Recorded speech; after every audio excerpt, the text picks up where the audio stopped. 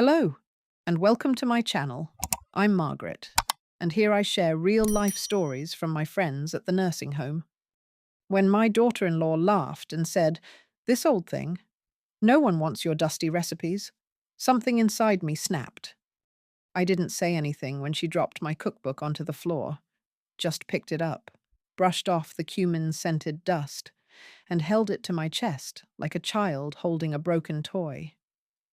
The sound of her laughter lingered in the kitchen, cutting sharper than any knife I'd ever held. It wasn't the first time I'd been dismissed in this house, but it was the first time I realized I'd let it happen. My name is Malini. I'm 58 years old, born in Madurai, raised in Bangalore, and for the last 9 years, a guest, an invisible, unpaid guest, in my only son's home in Fremont, California. I used to think of myself as a woman with a quiet strength. I cooked 3 meals a day for my husband for 34 years. Woke up before the sun to grind fresh chutneys, roast the masalas myself, dry mango pieces for pickle season. When he passed from a heart attack 6 winters ago, I told myself I still had my son, Arjun. That family would carry me through. But grief has a way of exposing the cracks in even the most carefully arranged lives. Arjun married Meera just 8 months after his father's funeral. A quick temple ceremony. She wore a pale blue lehenga and didn't bow to the elders. I remember that clearly. No one noticed, or maybe they chose not to. She's a second-generation Indian American, born in Seattle, raised on mac and cheese, yoga pants, and ambition. She works in digital marketing, always typing, clicking, scrolling. Everything in her world seems temporary, except her opinions. From the beginning, I sensed she didn't want me in their house. But Arjun said, "Ma, you have to come. You can't be alone." And I didn't want to be alone. So I moved into the guest room, brought my brass masala box, my saris, and the small wooden box of handwritten recipes my mother had given me on my wedding day. That box held more than food instructions. It held memories. Smudges from ghee-stained fingers, scribbles in the margins like, "Too spicy for appa," or "Use jaggery, not sugar, Amma's trick." Each page felt alive. In the beginning, I cooked for them as I always had. Idli and sambar for breakfast, aloo paratha on weekends, mango rasam when the summer sun came strong. But slowly, the table grew quieter. Meera would wrinkle her nose. "Too oily," she'd say, pushing the plate away. Or, "Can you just not use curry leaves? They taste like soap." I adjusted, used olive oil instead of ghee. Less salt, more kale. Tried tofu in the biryani once. It broke my heart, but I did it. Still, nothing pleased her. Soon, takeout boxes began arriving in the evenings. Chipotle, Thai, sushi. I would watch from the kitchen doorway as they ate on the couch, laughing at Netflix shows while my chapatis sat untouched, still warm in the roti box. "Did you eat, Ma?" Arjun would ask, not looking up. "Yes," I'd lie, and take my plate into my room. That small space became my world. The walls smelled of sandalwood and turmeric, like home. I kept my cookbook tucked beside my bed. Then came the day I found Meera reorganizing the bookshelf. "This old thing," she said, holding my mother's cookbook between 2 fingers as if it were moldy bread. "It smells like smoke. No one wants your dusty recipes." She laughed, and I broke. Not loudly, not with a scream or a slap. I just stopped. I stopped cooking. I stopped trying. I stopped offering. And for a while, I drifted through the house like one of the smells they complained about, faint, persistent, and unwelcome. But something unexpected happened. One Tuesday morning, I walked to the Fremont Community Center. I hadn't been there since Arjun was a child, when we'd go for Diwali events. Now, I saw a small sign posted outside. Seniors Potluck Thursdays, homemade meals, welcome. I stood there staring at it, the cool spring breeze lifting the edge of my dupatta. I don't know what pushed me, but the next Thursday, I returned. I made lemon rice and carrot halwa, not for anyone in particular, just to remind myself that I still could. There were only 10 people there. A Korean woman with dumplings, a Mexican grandfather with tamales, an old American lady named Janice who said my food reminded her of a trip to Goa in 1987. I smiled for the first time in months. Every week, I brought something different: coconut chutney, masala dosa, brinjal curry. Word began to spread. More people showed up. One man came with a clipboard and started asking questions. "Who made this dal?" he asked. I raised my hand shyly. He introduced himself. Raymond Liu, a chef at a local farm-to-table cafe, said he'd never tasted spices used so delicately. Balanced heat, not just burn your mouth fire, he said, licking his fingers. I laughed for the first time in a long time. He asked me if I would consider teaching a class. People would pay to learn this, he said. I told him I was just someone's mother, someone's widow, but he shook his head. "You're someone who knows how to tell stories through food," he said. "That's rare." That night, I opened my wooden box for the first time in weeks. I touched every page like a prayer, and I began to write again. It started small. One Saturday a month, I would go to the community kitchen at the senior center and teach a class. We called it Flavors from My Mother's Hands. I didn't know how to use a microphone. My English was still stiff with my accent, but people listened. They leaned in. They asked questions. And when they tasted my food, their eyes lit up. I'd never thought much about my cooking beyond whether it made my husband smile or filled my son's belly. But now, strangers, men in baseball caps, women with notepads, teenagers with dyed hair, were calling my rasam transcendent. That word made me laugh out loud.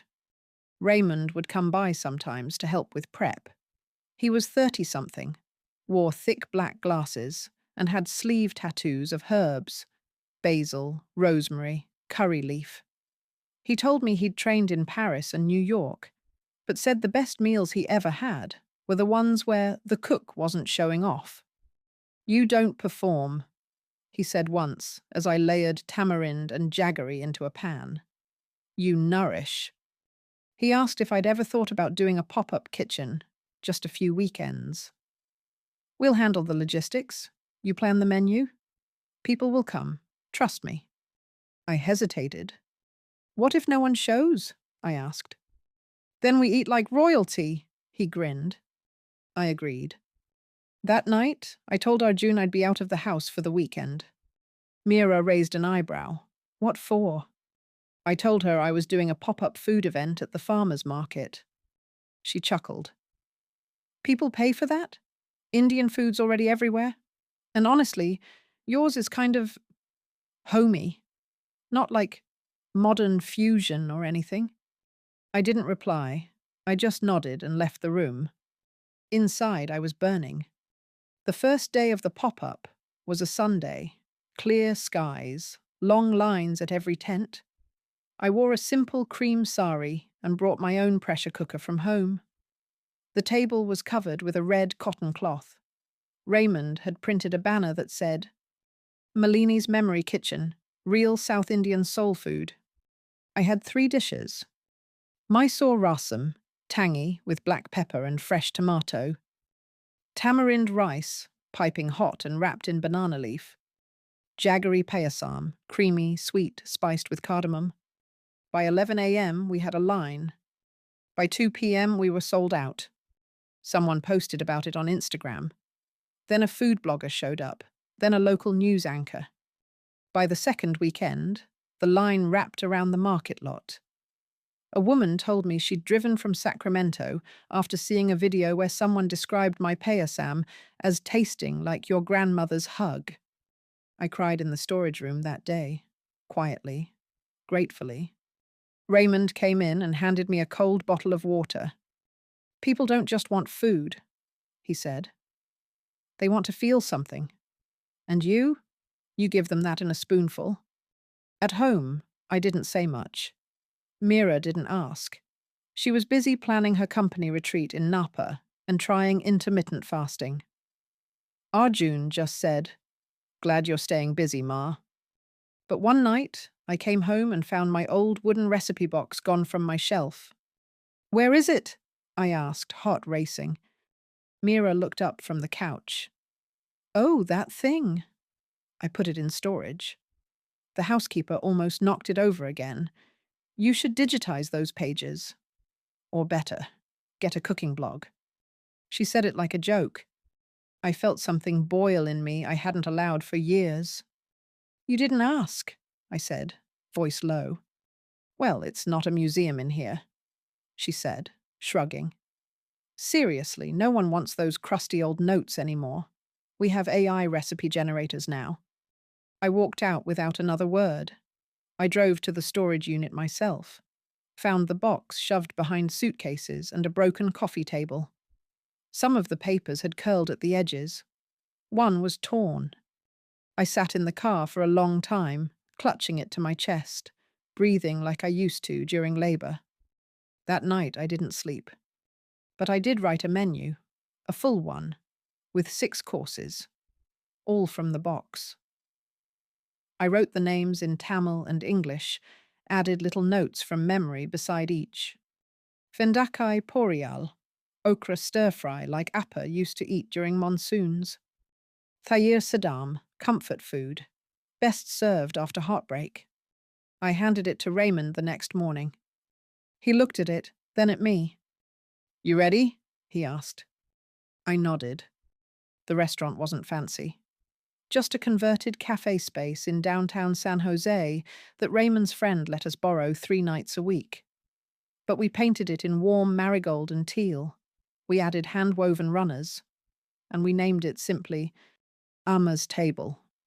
The first month, we were booked solid. The second month, the San Francisco Chronicle ran a story. The Quiet Power of Amma, how one widow's recipes revived a city's appetite. They used my photo, hair tied in a bun, a red bindi, hands folded in greeting. Arjun saw it on Facebook. "Ma," he said that evening, walking into the kitchen. "Wow, you're really blowing up, huh?" Mira followed behind. "Yeah, I mean, congrats and all. We didn't know it was this serious." I looked up from the pan. "We were thinking," Mira continued, "maybe we could stop by this weekend, bring some friends, show support." I smiled. "You're always welcome," I said. She beamed. Arjun looked relieved. "But," I added gently, "the line is long. You'll need to book a reservation online." She blinked. "Oh, well, I figured you'd save us a spot." I stirred the lentils. The smell of curry leaves bloomed in the air. "I don't get involved with the booking system," I said. "Raymond handles that, keeps it fair." She didn't say anything else. But I did. "Besides," I added softly, "it's just homey food. You may not like it." The night they finally came, it rained. A soft, silver rain, the kind that taps gently on car roofs and brings out the scent of wet earth and old memory. Amma's table was glowing that evening. Small clay lamps lined the entrance, and jasmine garlands hung above the doorway, just like my mother used to decorate for Pongal.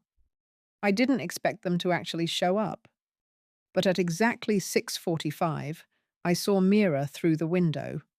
Hair slicked back, high heels, umbrella in one hand, and phone in the other. Arjun trailed behind her, holding a gift bag. They hadn't made a reservation. Of course not. Raymond met them at the door. I could see his polite but firm smile as he explained we were fully booked and the wait list was several weeks out. Mira gestured toward me at the back of the kitchen, like I was supposed to wave her through. I didn't. I kept stirring the sambar. After a few minutes, I heard the door chime again. They'd left. I'm not proud of the pleasure I felt, but it wasn't petty.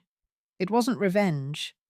It was the quiet satisfaction of finally having boundaries, of owning something they couldn't control, reduce, or repurpose. They had laughed at the cookbook, dismissed the smells, the stories, the woman who held it all together with turmeric-stained hands. But here I was, feeding strangers who tasted not just my food, but my history, and wanting more. After the first article came out, more followed. One day, it was a segment on local TV. Another day, a well-known food influencer called my tamarind rice life-changing. I didn't even know what an influencer was until Mira sent me a text. Saw you on IG Reels. You're famous now. Haha. I didn't reply. Fame wasn't what I'd wanted. I still rode the bus, still wore my old saris, safety pinned at the waist, still ground my own spices by hand because I didn't trust the store blends. But something inside me had changed. I had a place of my own now, a place where people asked me what I thought, where no one laughed when I said, "This is my mother's recipe," or "I learned this one after burning it 3 times," where I could bring out a wooden box of recipes, frayed, handwritten, stained, and watch people treat it like a treasure chest. One woman came with her teenage daughter. After the meal, she leaned across the table and whispered, "I haven't tasted food like this since my grandmother died. Thank you." Another time, a white man in his 60s cried while eating my payasam. "I don't know why," he said, dabbing his eyes. "I think it just made me feel safe." I moved out of Arjun's house 6 months after opening Amma's table. No announcement, no fight. I just packed my bags and told him I'd found a small studio apartment near the restaurant. He looked stunned. Mira looked relieved.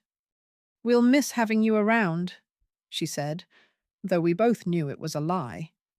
I left them with a jar of mango pickle, sealed with wax the way my mother taught me. It was my only parting gift.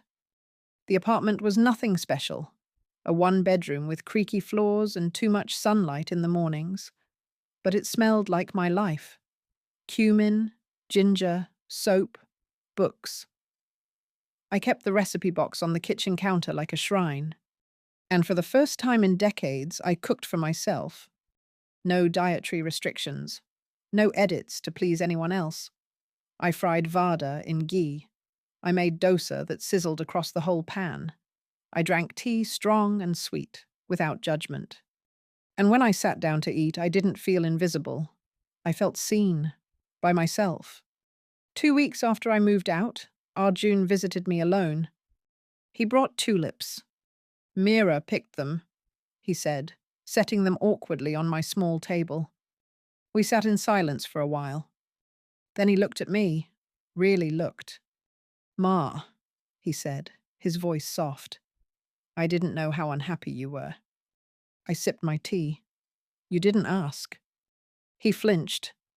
"I thought you liked being with us." He tried again. "I liked being your mother," I said, "but I forgot to be myself." He nodded slowly. He looked older than I remembered, tired, guilt-heavy. "You've done something amazing," he finally said. "I'm proud of you." I didn't say thank you. Instead, I reached across the table and held his hand. "I still love you, Arjun," I said, "but I won't shrink anymore." He nodded again, this time with tears in his eyes. The restaurant expanded. Raymond helped me build a team. We hired a second cook, a young Sri Lankan woman named Maya who chopped faster than anyone I'd ever seen. I trained her slowly, carefully. Not just the recipes, but the spirit behind them. "Cook like you're telling someone a secret," I told her. like the food is carrying a message. We began hosting storytelling nights. People came not just to eat, but to hear. About my childhood in Tamil Nadu, my father's obsession with jackfruit curry, the time my mother made murukku during a power outage using candlelight. And then, one day, I received a letter. Not an email, a real letter, with an embossed envelope. It was from the James Beard Foundation. I was a semi-finalist for Best Emerging Chef. I laughed, out loud, alone in my kitchen. Emerging at 58! But that's the thing about being a woman who gives everything to others for most of her life. When she finally emerges, she's not delicate or uncertain. She's ready. Last week, I stood outside Amma's table and watched people lining up before we opened. Old couples holding hands, young foodies with DSLR cameras, a mother explaining to her daughter what turmeric was for. And I thought about that first day at the community centre, the lemon rice, the timid smile, the scent of possibility. I thought about Mira's laughter when she dropped my cookbook, the way she'd wrinkled her nose, and I thought about how I'd looked at her then, and how I could now. With peace, with distance, with something close to forgiveness. She and Arjun did come back one day, made a reservation like everyone else, brought friends, wore polite smiles. They ate everything on their plates. When the bill came, Mira hesitated. Arjun reached for his wallet. But I had already told the staff, no family discounts, not out of spite, out of fairness. They paid the full amount, left a small tip. And as they left, I walked them to the door. "Thank you for coming," I said. And I meant it. Now, every morning, I unlock the restaurant myself. I light a small diya near the kitchen window and whisper a quiet thank you to my mother. And then I cook. With joy. With power. With no one watching over my shoulder. Sometimes, I sit at the back table when the shift is over and flip through my cookbook. I keep adding pages, notes from customers, memories that resurface during spice grinding, new tweaks I discover with Maya. It's not dusty anymore. It's alive, just like me. Today, I am 59. I live alone. I own a business. I laugh loudly. I eat what I like. I teach what I know. I've made peace with the silence I used to dread, because now it's filled with my own voice. I'm not just someone's mother, someone's widow, someone's burden. I am Malini, daughter of Savitri, keeper of flavor, teller of stories, and a woman who finally set a table for herself and invited the world to come and taste.